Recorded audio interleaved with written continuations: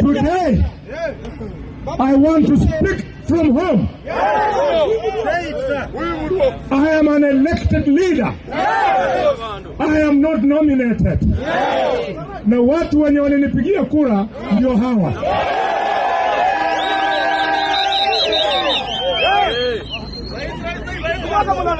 Mimi sijaisikia hapa Mshangala, hapa Isulu, sijaisikia kwamba kiongozi mwingine yeyote ameitisha mkutano ya kuchukua maoni ya wananchi.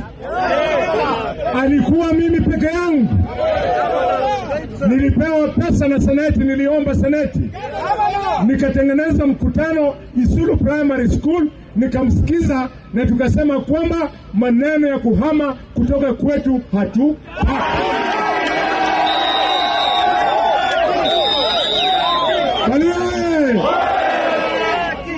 hiyo ndio mimi nilisikia mkiniambia, na mimi nikaambia serikali.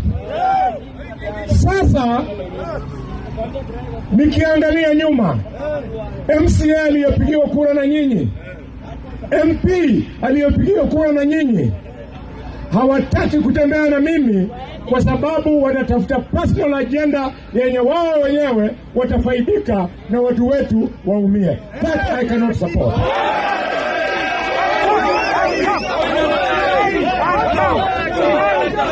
Thank you.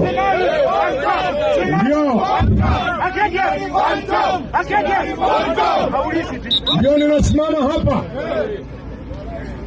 kwa heshima kubwa kwa serikali ya Kenya kwamba Mr. President sir,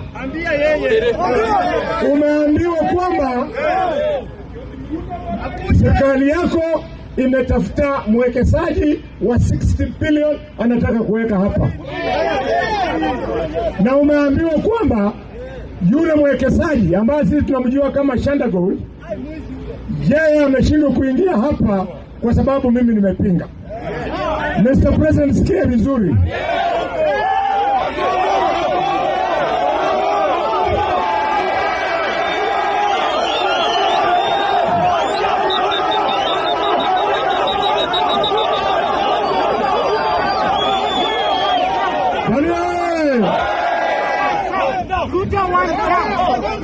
Haijalishi Mr. President, haijalishi mwekezaji ni nani, haijalishi analeta mabilioni mangapi. Ile kitu inajalisha ni kwamba kabla mtu aingie hapa lazima wajibu maswali yafuatayo. Swali ya kwanza, Mr. President, hii dhahabu yenye mnakimbilia, hii dhahabu iko hapa kwetu nyumbani katika ardhi ambayo ni ya babu yetu. Sisi ndio wenye hiyo dhahabu, sio mtu mwingine.